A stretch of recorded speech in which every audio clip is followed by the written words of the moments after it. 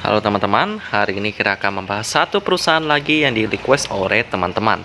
Nama saham yang satu ini cukup unik ya, saya sempat salah fokus karena mirip dengan satu kata ya, pacar ya. Tapi sebenarnya bukan dalam arti itu. Tapi sebenarnya arti sahamnya itu PCAR ya, yakni kebanyakan singkatan daripada nama perusahaannya. Nama perusahaannya adalah Prima Cakrawala Abadi Tbk atau dengan kode emiten PCAR. Kita panggil aja Pecar ya, biar beda dikit. Pecar, Pecar aja lah, biar lebih normal. Pecar. Jadi kita akan bahas perusahaan yang satu ini yang bergerak di bidang perikanan. Produk-produk yang mereka tawarkan itu bergerak di bidang consumer goods ya. Jadi seharusnya prospeknya bagus. Jadi mari kita kenalan dari sejarahnya terlebih dahulu. Pecar ini didirikan pada tanggal 29 Januari 2014. Kegiatan usaha utama perusahaan adalah industri produk perikanan, khususnya kepiting, yang memiliki 3 pabrik di Semarang, Indramayu, dan Makassar. Perusahaan ini mengekspor produknya ke berbagai negara ya. Kita bisa lihat di sini ada Singapura dan lain-lain ya. Tiba-tiba hilang itunya. Kita coba lihat. Ini dia. Diekspor ke Amerika Serikat ya, ke berbagai importir ya yang menerima ekspor di Amerika Serikat, Singapura, dan Bahrain. Di samping penjualan domestiknya, memulai kegiatan usaha komersial di tahun 2014. Jadi bisa dibilang perusahaan yang masih baru banget. Bahkan IPO mereka cepat banget ya, 3 tahun setelah didirikan 2017. Wow.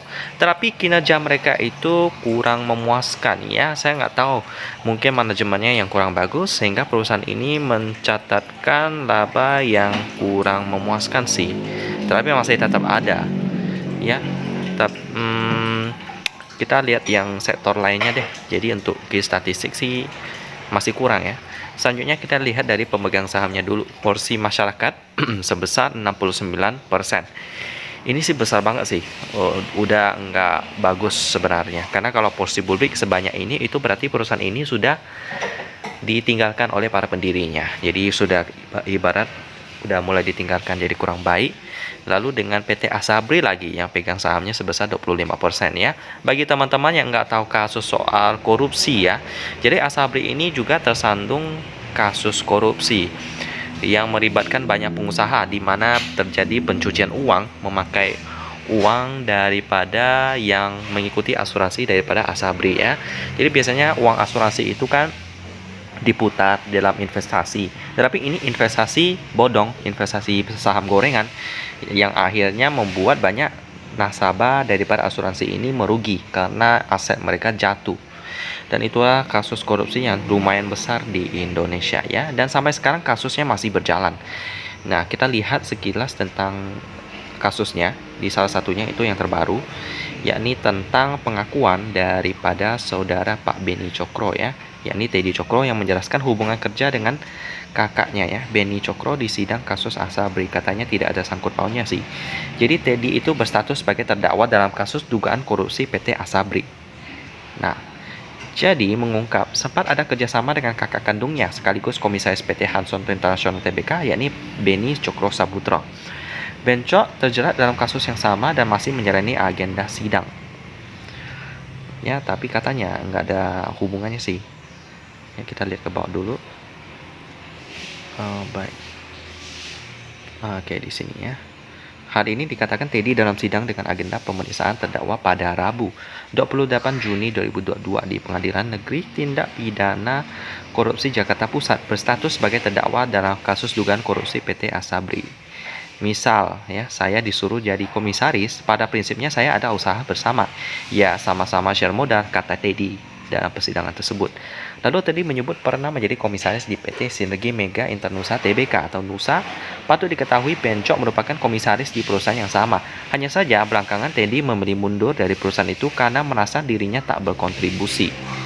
Ya, katanya nggak ada share. Awalnya saya menjadi sebagai komisaris, asal mundur dari pribadi, saya nggak punya saham, nggak share apapun, ujar Teddy. Selain itu, Teddy menerangkan mengenai perputaran uang di PT Hokindo Property Investama. Perusahaan itu diduga memperoleh suntikan dana menyangkut kasus Asabri. Kakak adik dengan Beni, saudara, nggak tahu transaksi perusahaan Rimo dengan Asabri. Nah, tanya salah seorang tim penasihat hukum Teddy. Lalu jawab Teddy, tidak tahu, saya di pengurusan perseroan, saham tidak tahu, katanya. Diketahui Teddy didakwa melanggar pasal 2 ayat 1 atau pasal 3, ini ya, kita bisa lihat ya, tentang pemberantasan tindak pidana korupsi, sebagaimana telah diubah dengan UU sebagai berikut tentang perubahan sebagai berikut ya. Banyak banget ayatnya. Lalu mengenai penyataan perbuatan pencucian uang tersebut ya, mengenai perbuatan pencucian uang tersebut, Teddy didakwa melanggar pasal berikut tentang pencegahan dan pemberantasan tindak pidana pencucian uang. Gitu ya teman-teman. So, katanya sih gitu. Jadi nggak tahu lah kedepannya kasusnya kayak gimana. Jadi ini tentu saja menjadi lampu merah kalau kita masuk ke saham yang satu ini. Karena agak berbahaya sih.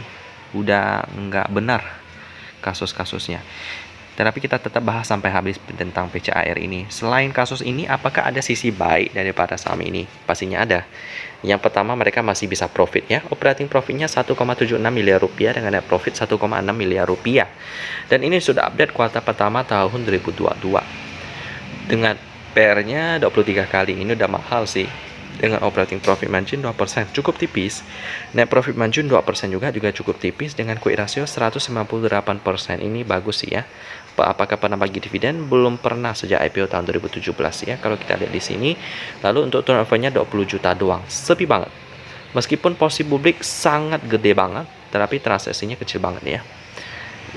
I don't know why, mungkin karena perusahaannya kecil, di mana market cap-nya cuma 151 miliar rupiah dengan ekuitas cuma 65 miliar rupiah. So, bagi teman-teman yang request saham pecar ini, saya nggak sarankan masuk sih, karena agak berbahaya ya. Mending pilih saham perikanan lain ya, atau saham yang saham yang menghasilkan produk laut yang lainnya ya. Ada satu yang masuk ke dalam watchlist saya. Hari ini banyak sekali yang merah ya, yakni PMMP. Ini adalah eksportir udang. Ini fundamentalnya oke banget. Jadi kalau teman-teman mau investasi ke eksportir makanan laut, PMMP boleh dilirik nih. Apalagi ini perusahaan juga ada diinvestasi oleh Kaesang ya, karena juga memang menarik sih ada masuk ke dalam watchlist. Jadi gitu aja sih teman-teman, pembahasan tentang pecar, eksportir daripada produk laut. Berbeda dengan PMMP tapi tetap di bidang yang sama ya. Untuk pecar mereka mengekspor produk ikan, dan untuk PMMP produk udang, tapi sama-sama dari laut ya. Dan kita ketemu lagi di video selanjutnya.